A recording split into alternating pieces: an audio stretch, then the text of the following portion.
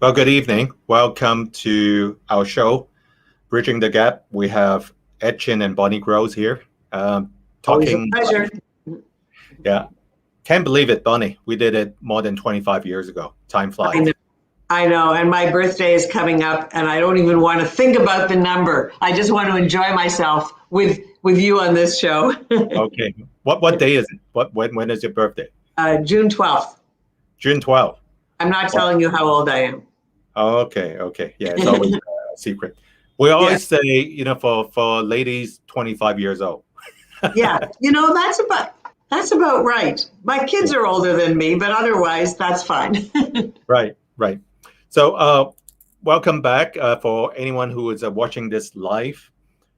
This is our fourth show. I still call it like a beta test show because it's not quite official yet. We do it kind of for fun, and it has been fun.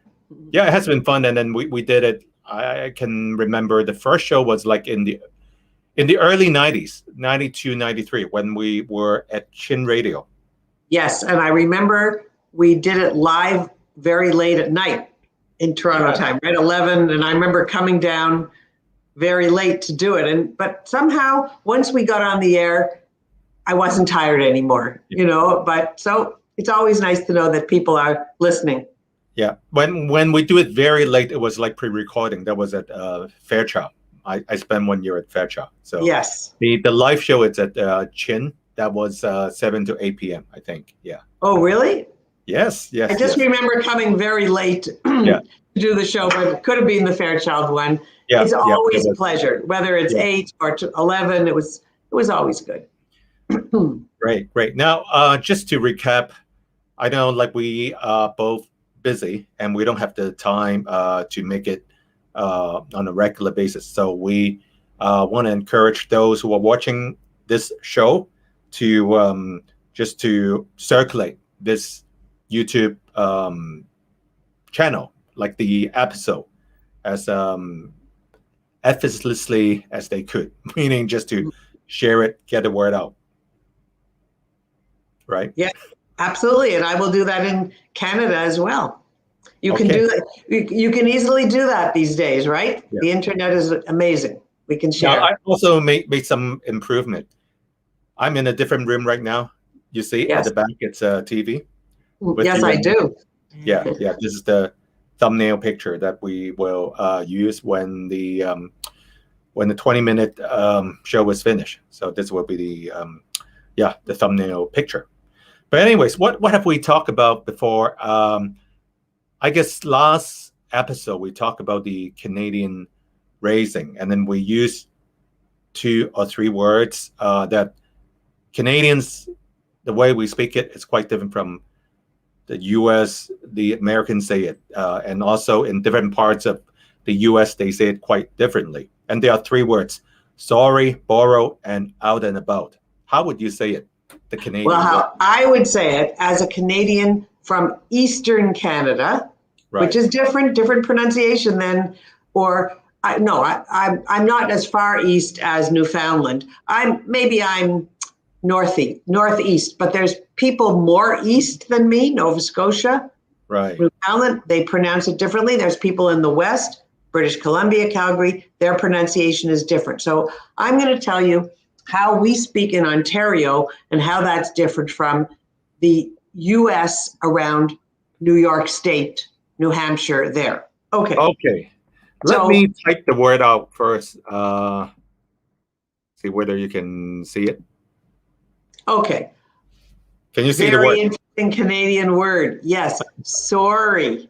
So how I would say it is sorry. Like, let's say, I've got a sore arm.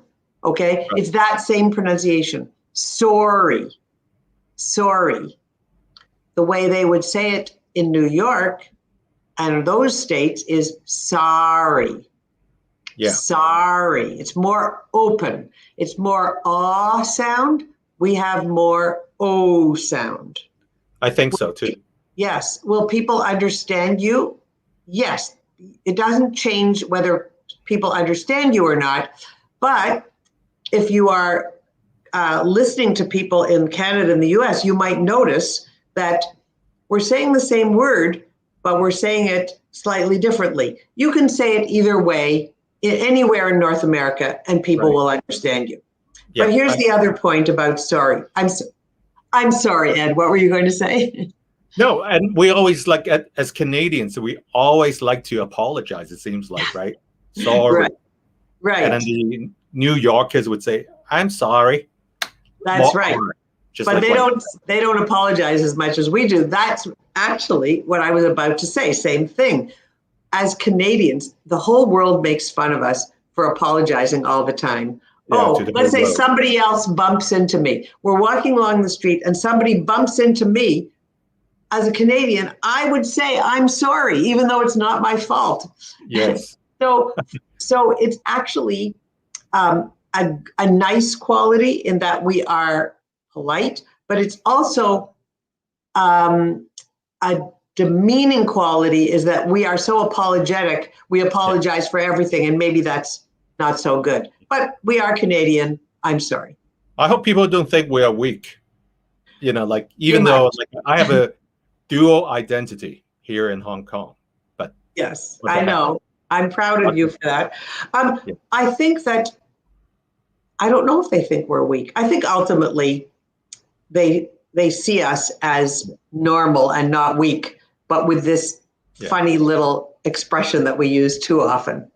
Now, I hate to use the word strategic patience because it's a political term, but are we strategically patient when we say things?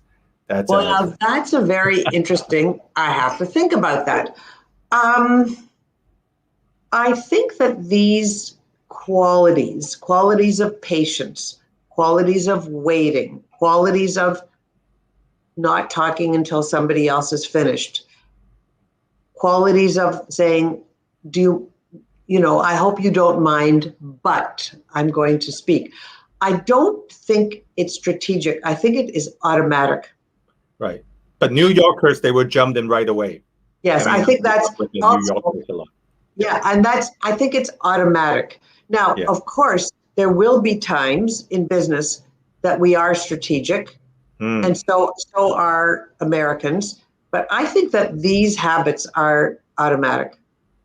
Okay, so since we try to make this a 20-minute show, let's show the second word that we use quite a lot. How would you say it? I would say borrow, or borrow. An American would say, or particularly from New York, would say borrow. Can I borrow your pen? Yeah. As soon as I hear that, I know New York, probably Brooklyn. It's funny, we all speak a little differently, probably even in Hong Kong, depending on where you're from. And I don't think that's a bad thing. I wouldn't look down on somebody for having that pronunciation. It just definitely tells, we tell each other geographically where we're from. Right. So it's good to know, to guess where they are from. So it's to start a conversation, so to speak. Right? Yeah. Yes, right. Somebody will say, where are you from? Or, sometimes it's interesting how automatic these habits are. Occasionally, somebody will say, ask me if I'm American. Right. I'm not American, but I've picked up some of these automatic pronunciations from my mother, who was American. So we I didn't know that. Pronunciations up. Yeah, not too many, and not sorry or borrow, but some sounds. One of the ones that I always say is garage. Put the car in the garage, not garage. Okay, that's American. So that's it's just American. Yeah. So people pick that up, even in me. Where was your mom from? New York. New York. Okay. So go to the next sentence. Oh, yeah. This is where I say this to somebody and they look at me and start laughing and they say, you're Canadian, aren't you? And I say, oh, would you like to go out? Or what would you like to talk about? About. Immediately they say, you're Canadian, aren't you? And I say, yes, because an American would open it up more. like sorry and borrow, they would say out, and about. Out and about. Not bad. Pretty good, Ed. You know, you've been living in Hong Kong for a while, but you haven't lost your touch.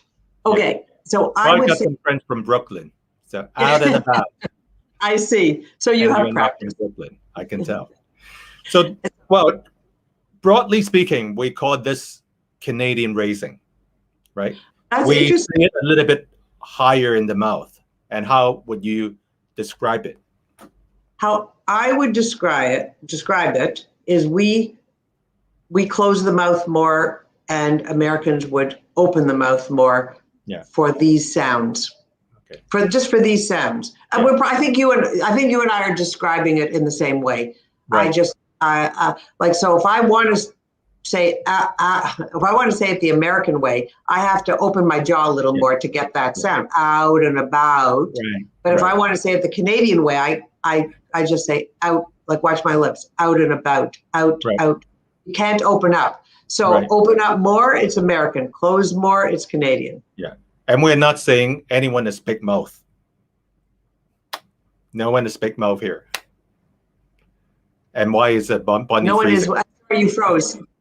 Yeah, you froze a little bit too. Yeah. And what was the question? No, I was just trying to crack a joke. There is no implication anyone is big mouth here. Right. That is right. Good point. No. Okay. So in Hong Kong, when you speak English, do most people say it the American way or the Canadian way?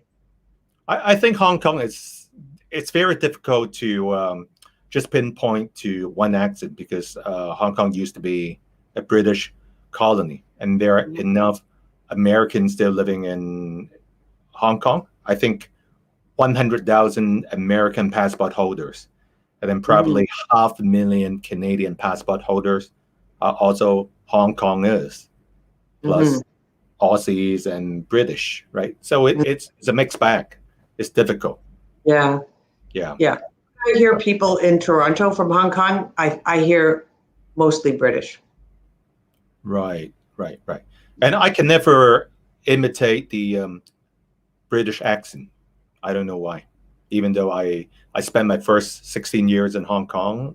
But I think even my teachers, when they teach English, and in the church that I go to is an international church, so I never pick up that British accent. And the missionaries that I hang out with, they are more from North America.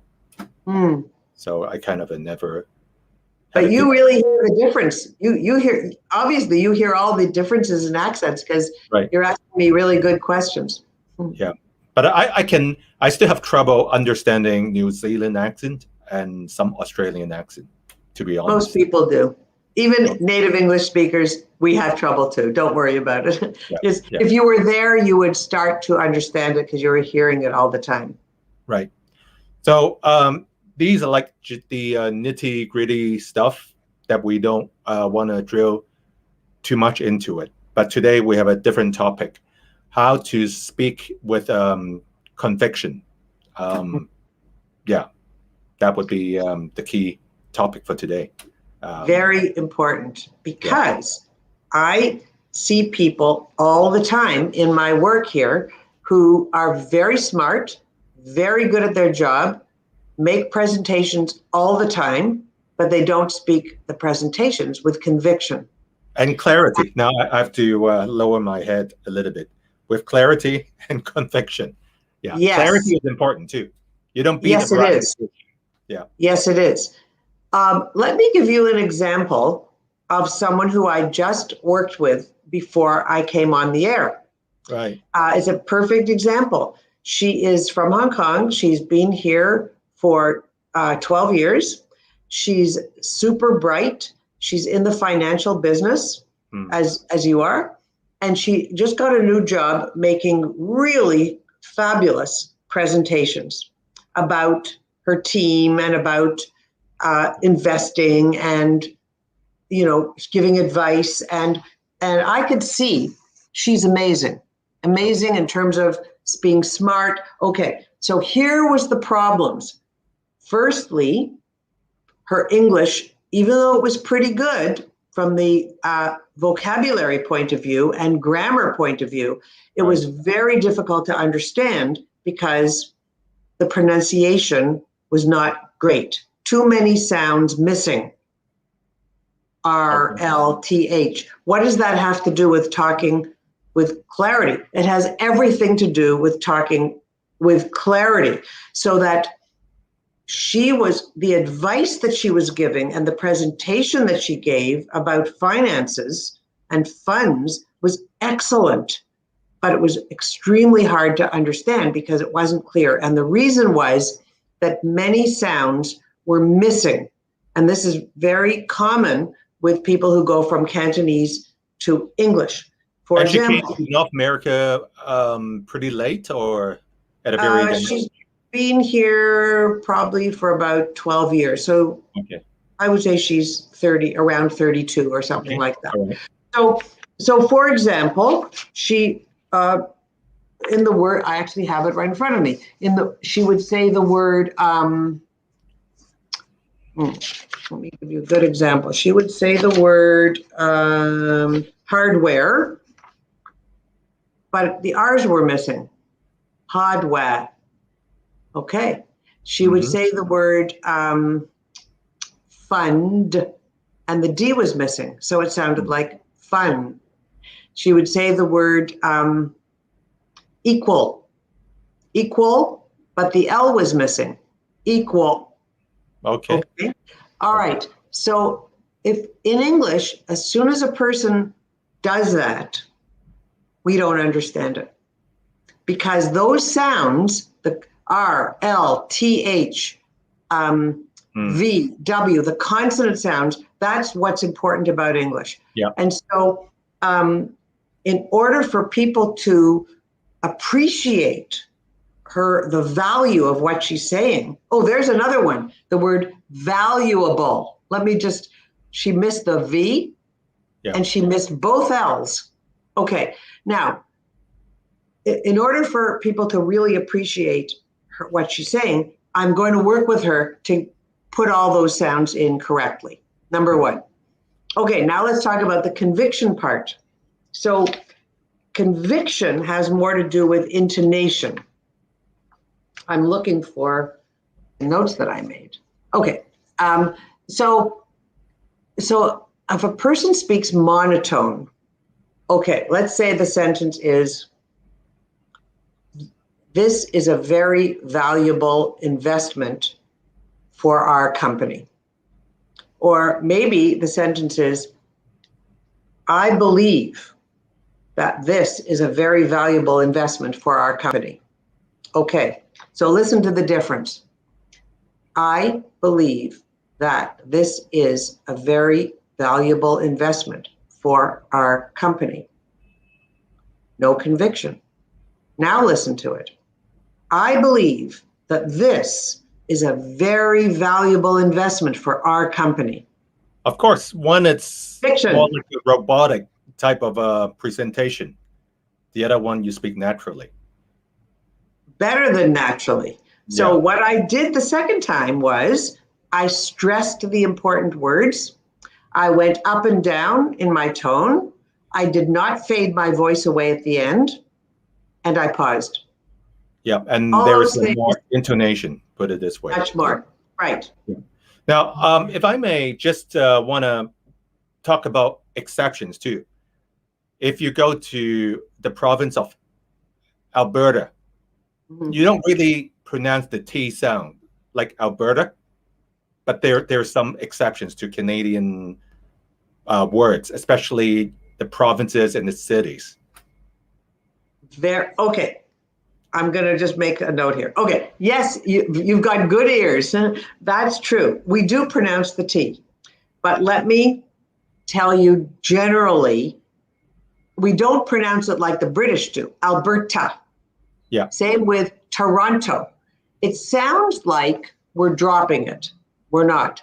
It's sometimes, for some people, they say to me, do you just say an R instead of a T? No. We actually still say the T, but we make it softer, like a D. Very soft, yeah. Like a D. It's actually pronounced like a D. Alberta, not Alberta. Yeah. Okay, Toronto. You're not British, correct? Right. Toronto. Now I say that, but a lot of people say Toronto. Yeah. We are some people do drop the T there, but I would say what I notice, if people who speak Mandarin or Cantonese try to drop the T, it doesn't sound right. It's better to do it Toronto. However, when you have a T and it's after an R, you make it sound like a D. Right. Alberta. If you have a T in between two vowels, such as, let's look at the sentence, I'm putting it away. I did not say putting, I said putting. You make it like a D. Right. It away. A T in between two vowels, not it away. We say it away, make it like a D. That's how you do it. And I also find, like people, now I talk to some linguists in Hong Kong, they say when people have a very strong accent, usually they are from an older generation. I don't know whether the person who says it is stereotyping it, but they say like the younger generation, they don't enunciate each word as clearly, as if like it's more flow. I don't know. Well, your age and my age, we are very close. We are all 25, as you know. Oh, definitely. Yeah, but they say that the older generation, they have a stronger accent and it's more distinguishable. I don't know whether you agree on that. I think in general that is true, but in practice, it doesn't have to be true. What I mean is the younger you are, the easier it is to speak without an accent because you're hearing it, you're repeating what you hear. The brain is open to many languages and many accents at a young age. And then when you get a bit older, you've already memorized your accent. And so it's harder to change it. You can change it. It's just harder when you're older and it takes longer, but you can, because in order to change it, you need to memorize a new way, and then you need to make it automatic. And that takes longer on an older person than a younger person, but you can do it. Yeah, just like some actors, if they go on UK show and the way they say it in a US show, they could change it quite naturally. So it takes practice. Yeah. I know. Well, some people are very good at doing it on their own. Some people just hear it and they can do it. They can repeat it. Yeah, they can imitate. Some people are not as good. So, for example, the young lady I just told you about, I know she's quite young, but also I know that she's going to do amazing when I work with her because she's also very motivated for her job. So that motivation has something to do with it too. Younger people, that we can hear it and repeat it and remember it better, the right accent. It's just one of the things about getting older. We can't help it. We just have to work harder at it. Right. I guess we have a very good 23, 24 minutes that we just share with the audience. Yeah. Yes. I always enjoy doing this with you, Ed, and I look forward to the next time. Cool. And shall we just talk a little bit more after I shut down the broadcast? Yeah, for sure. Okay. So anyone with any questions of sorts, just email me. You just click at the description box, and I will put my email and also Bonnie's contact details if you want to talk to either one of us. Have a nice day. It's very easy to do it over the internet these days. Correct. Talk to you later. Okay.